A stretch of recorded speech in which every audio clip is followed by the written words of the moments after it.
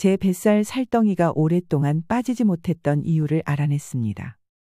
오늘 영상을 시청하시면 저와 같은 고민을 하셨거나 잘못된 건강 상식을 갖고 계셨던 분들이 오류를 바로잡는 계기가 될 것입니다. 지난 38년 동안 20만 명 이상의 환자들을 진료하며 깨달은 임상 경험과 최신 과학적 근거를 바탕으로 만든 완벽한 식사 교과서가 있습니다. 식사가 잘못됐습니다. 저자 마키타 젠지.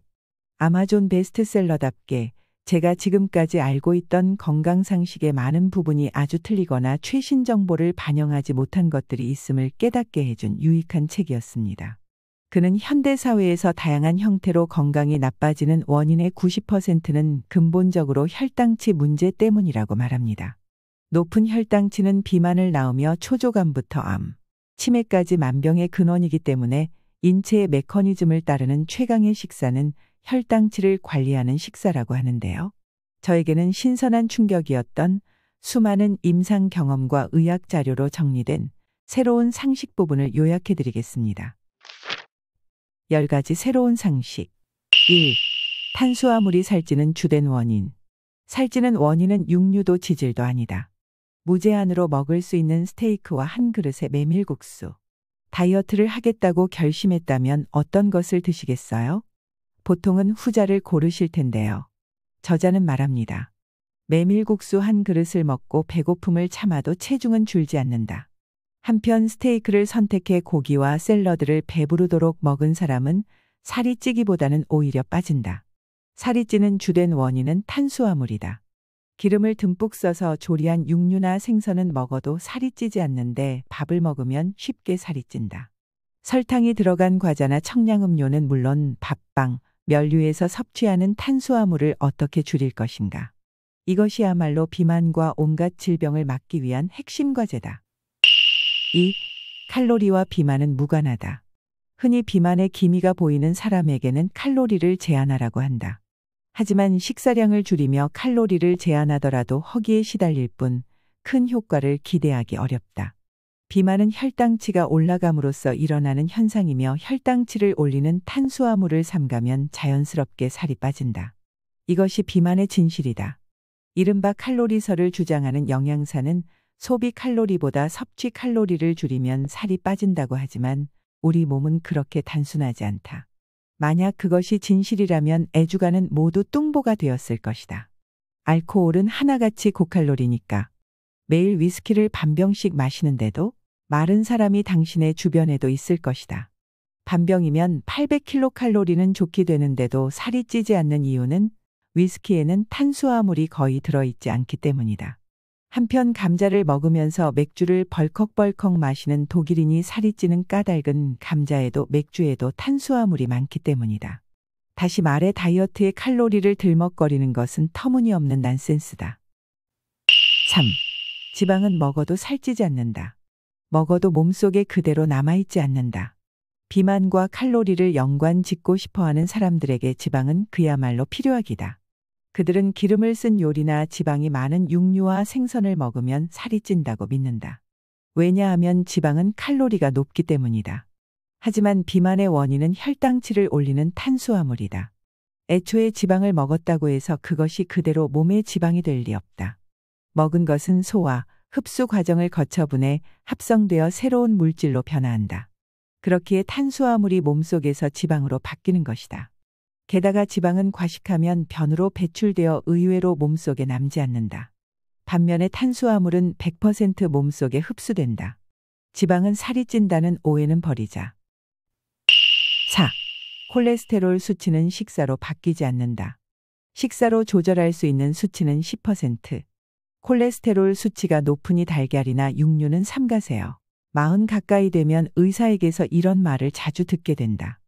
특히 여성이라면 폐경과 더불어 콜레스테롤 수치가 올라간다. 콜레스테롤 수치가 높다고 해서 크게 신경 쓸 필요는 없다. 왜냐하면 콜레스테롤은 대부분 간에서 만들어지고 식사에 의한 것은 10%에 불과하기 때문이다.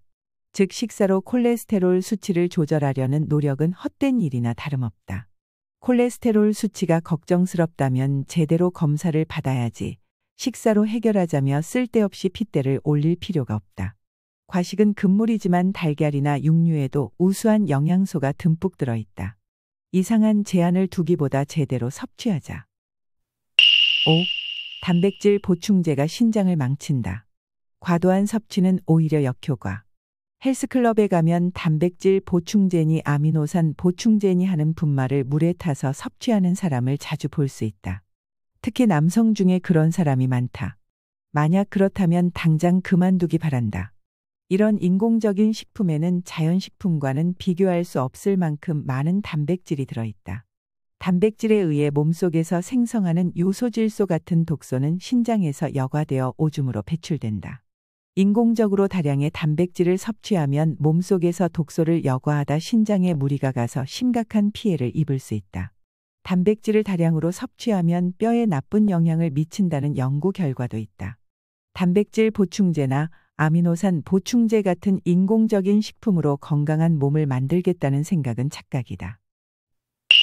6. 조금씩 자주 먹어야 살찌지 않는다. 혈당치를 효과적으로 조절할 수 있다. 같은 양이면 모아서 한 번에 먹기보다 조금씩 자주 먹는 편이 살이 찌지 않는다. 하루 3끼가 이상적이라 하지만 사실은 5끼, 6끼로 나눠 먹는 편이 더 좋다. 중요한 것은 공복에 탄수화물을 왕창 섭취하지 않는 일이다. 배가 고프다고 라면을 곱빼기로 먹는다면 그야말로 최악이다. 공복감이 느껴지면 적절한 양의 식품을 섭취해 혈당치가 지나치게 올라가지 않도록 조절해야 한다. 하루 3끼 식사 시간 외에 조금씩 자주 먹는 지식과 기술을 익히자. 7. 과일도 많이 먹으면 살찐다. 과당이기에 더 쉽게 살찐다. 과일을 건강에 매우 좋은 음식이라 생각하는 사람이 많다. 과일에는 확실히 비타민과 미네랄이 풍부하게 들어있지만 한편으로 탄수화물 덩어리라고도 할 수 있다. 과일에 함유된 것은 포도당이 아니라 과당이다. 인간의 몸은 에너지원으로서 포도당을 우선적으로 사용한다. 과당은 에너지원이 아니므로 곧바로 지방으로 바뀌어 몸속에 저장된다. 즉, 살이 찌기 쉬운 당이다. 과일을 좋아한다면 아침 식사 마지막에 조금만 천천히 씹어 먹는 것이 좋다. 과일을 주스로 만들어 먹어서는 안 된다. 과일을 많이 넣어 탄수화물이 듬뿍 들어있는 주스를 아침에 일어나자마자 공복 상태에서 마시는 것은 최악이다. 8. 지쳤을 때 단 것을 먹으면 역효과. 일시적 흥분이 피로감을 낳는다. 몸이든 머리든 지쳤을 때는 단 것을 먹으면 회복된다는 것이 세간의 통념인 모양이다. 조금 지식이 있다 싶은 사람은 혈당치가 올라가니까 피로가 가신다라고 대답하지만 그것은 큰 착각이다. 탄수화물을 섭취하면 확실히 혈당치가 올라가 일시적으로 행복감을 느낄 수 있다. 이런 이유로 모두가 속고 있지만 탄수화물을 섭취해 급격히 올라간 혈당치는 다시 급격히 떨어져 초조감, 토기 메스꺼움, 졸음 등 다양한 몸의 이상을 초래한다. 피곤하네, 뭐라도 단 걸 먹어야겠어 하며 같은 일을 되풀이하는 사이에 탄수화물 중독이라는 늪에 깊이 빠져든다. 안이하게 단 것에 의존하는 것은 매우 위험하다. 9. 발암성 의심식품은 먹지 않는다. 가공육의 발암성은 이미 입증되었다. 햄, 소시지, 베이컨 같은 가공육에는 발암성이 있다는 사실이 세계보건기구 WHO의 발표로 밝혀졌다. 그러나 발암성 식품의 판매를 규제하기는커녕 어디까지나 소비자의 선택에 맡겨져 있다. 상황이 이러하니 의심스러운 것을 철저히 피하라고 권하고 싶다. 10. 운동은 식후에 바로 하는 것이 좋다. 공복 상태에서 운동하면 좋지 않다. 탄수화물을 먹으면 혈당치가 올라가지만 식후에 바로 운동을 하면 혈당치 상승을 억제할 수 있다. 이런 이유로 운동은 식후에 바로 하는 것이 효과적이다. 예전에는 식후에는 소화를 위해 느긋하게 쉬는 것이 상식이었다. 그러나 애초에 식후에 느긋하게 쉬어야 할 만큼 한 번에 많은 음식을 먹어서는 안 된다. 식사할 때는 혈당치가 크게 상승하지 않도록 배가 70% 정도 부를 때까지만 먹어야 한다. 한때 공복 상태에서 운동을 하면 지방이 탄다는 말도 떠돌았다. 하지만 공복일 때 운동을 하면 그 후 다시 배가 고픈 상태에서 폭식하게 되어 혈당치가 급격히 상승한다. 혈당치가 상승하면 그만큼 살이 찐다. 공복 상태의 운동은 낡은 생각이 된 지 오래다. 탄수화물을 많이 섭취했을 때는 식후에 바로 운동을 해서 혈당치의 상승을 억제한다면 비만을 확실하게 막을 수 있다. 오랜 세월 비만의 원인으로 지방이 지목되었지만 진짜 범인은 탄수화물이었다는 사실이 저는 새로웠는데요. 여러분은 어떠셨나요? 우리 몸에서 먹은 것은 소화, 흡수 과정을 거치면서 새로운 물질로 분해 합성되는데요. 지방을 먹었다고 해서 그대로 몸에 지방이 되는 것이 아니라 탄수화물을 과잉 섭취해 포도당이 남아돌면 중성지방이 축적되는 것입니다. 건강검진에서 측정하는 혈중 중성지방 수치는 비만의 바로미터이며 살이 찐 사람은 모두 이 수치가 높게 나오는데요.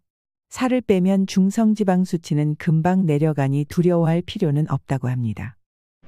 우리 몸이 살아가는데 필요한 포도당의 원천이 되는 탄수화물. 이 탄수화물은 여러 가지 종류가 있는데요. 밥이나 빵, 파스타, 감자류 등은 다당류, 설탕은 이당류, 포도당이나 과당은 단당류로 분류됩니다. 음식의 형태로 입을 통해 섭취되는 이런 탄수화물들은 전부 소화 효소에 의해 하나하나의 포도당이나 과당으로 분해되는데요. 밥이든 빵이든 파스타든 감자든 최종적으로는 포도당으로 분해되고 흡수되어 혈액 속으로 방출됩니다. 이때 탄수화물을 많이 섭취하면 혈액 속 포도당이 늘어나는데 이를 그대로 방치하면 혈당치가 지나치게 높아져 버리기 때문에 췌장에서 인슐린이 분비되어 남은 포도당을 처리합니다. 처리 방법은 먼저 인슐린이 남은 포도당을 글리코겐이라는 성분으로 바꿔 간이나 근육 세포에 저장하는데 건강한 사람은 이 과정을 거치면 혈당치가 지나치게 올라가지 않습니다. 그러나 글리코겐으로 세포 속에 저장되는 양에는 한계가 있어 남은 포도당은 다시 중성지방으로 형태가 바뀌어 지방세포에 쌓입니다. 이것이 바로 비만의 원인이라고 합니다. 많은 사람이 고민하는 두툼한 뱃살 지방은 기름진 음식을 먹은 결과가 아니라 탄수화물을 지나치게 많이 섭취해 남아도는 포도당이 중성지방으로 모습을 바꾼 결과이고 인슐린은 혈당치 상승의 위험으로부터 우리를 지켜주는 매우 중요한 물질이지만 이런 작용 때문에 비만 호르몬이라고 불린다고 합니다. 저는 제 뱃살 살덩이가 안 빠지는 이유가 이런 메커니즘이었다는 걸 오늘에야 알았습니다. 전문의마다 각각의 의견이 조금씩 다를 수 있기에 책의 내용을 그대로 맹신하기보단 내 체질에 맞는 방법을 현명하게 선택하고 질병이 있으신 분들께선 꼭 담당 전문의와의 먼저 상담이 선행되어야 한다고 생각합니다. 오늘 영상 시청 감사드리며 유익하게 시청하셨다면 구독, 좋아요 부탁드리겠습니다. 저는 다음에 더 유익한 영상으로 찾아뵙겠습니다. 감사합니다.